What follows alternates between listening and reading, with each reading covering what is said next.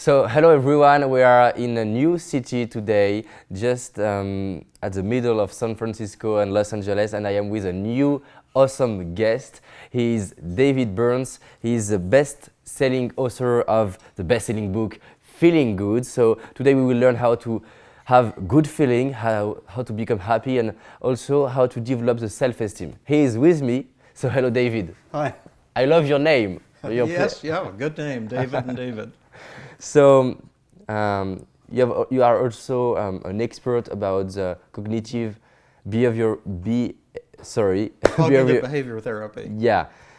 Maybe I'll let you to introduce yourself to the people who are following us.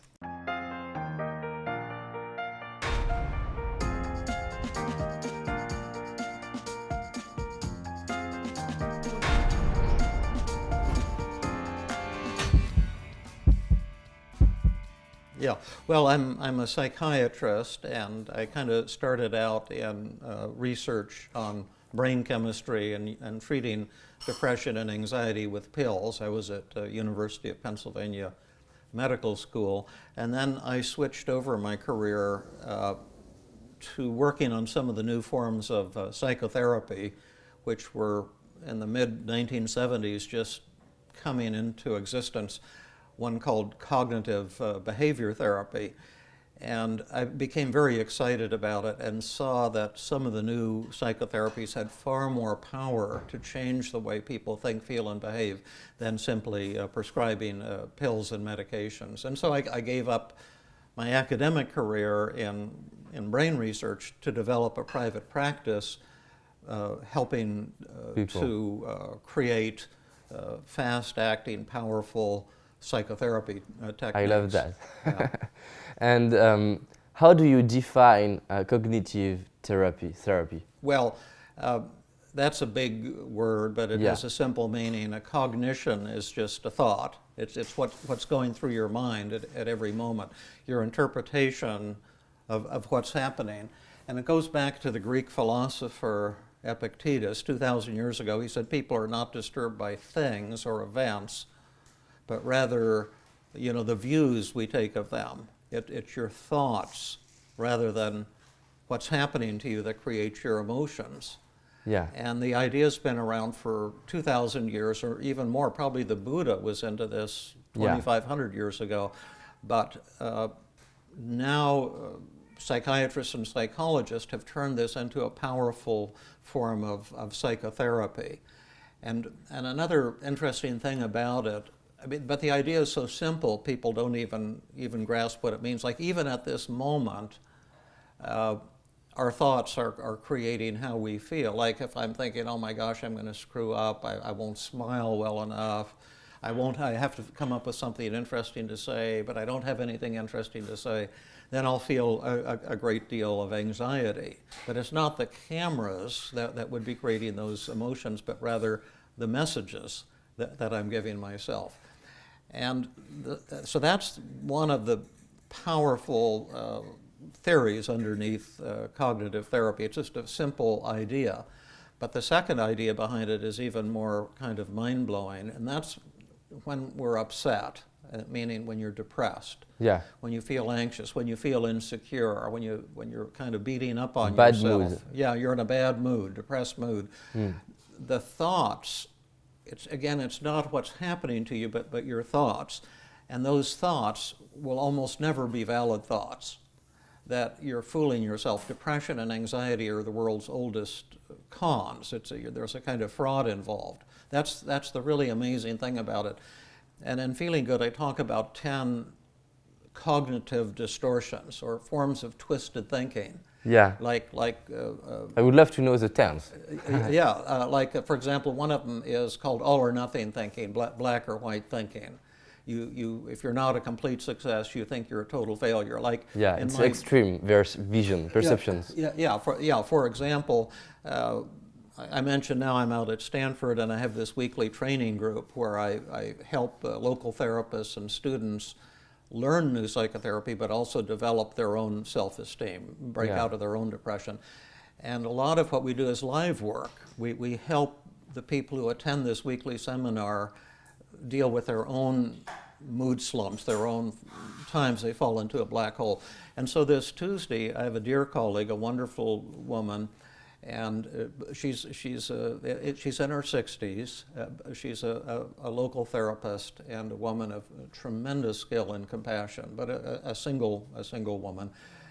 And she's very kind of generous. She spent her life treating people who don't have any money and working with people who are poor and things like that.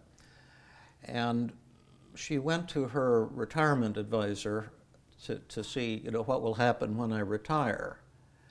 And she discovered that she hasn't been planning very well for her retirement, and that her income from Social Security and from her investments is going to be very modest. And this shocked her and frightened her. But then she had the thought, I'm a failure, I'm a loser. Yeah. And she believed those thoughts 100%. And it plunged her into a very severe depression. She was angry at herself. I gave her a depression test. She was moderately depressed. So you are saying that if we change our thoughts, we will change our when feeling. you change the way you think, you can change the way you feel. That's the whole basis of it.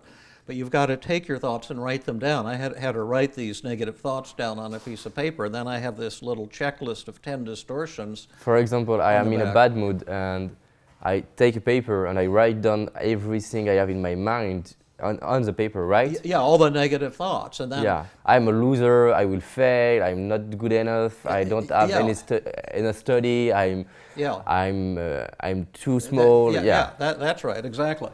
And we all do this to ourselves, and you think those thoughts are real and you think those thoughts are valid. So with her, I just went through the list of 10 distortions one at a time. I said, now, are there any distortions in that thought? And she said, well, all or nothing thinking. And also another one called discounting the positive. And she said, well, I guess I could point out to myself that I have 4 master's degrees and a PhD.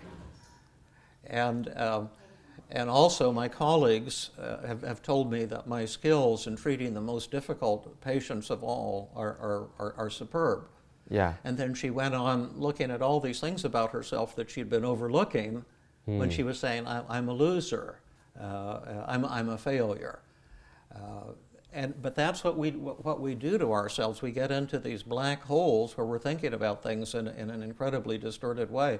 It happens to me. I'm sure it has happened to you, David. I remember when I was a psychiatric resident, just learning psychotherapy, I had this very famous mentor who he was actually one of the creators of cognitive therapy, Aaron Beck. And he's in Philadelphia, and I was presenting a case to him, and it's a patient that hadn't been paying his bill at the clinic. He was coming, but he wasn't paying for his sessions. He was way behind in his billing, and I made a comment to him about the billing, and the patient got upset.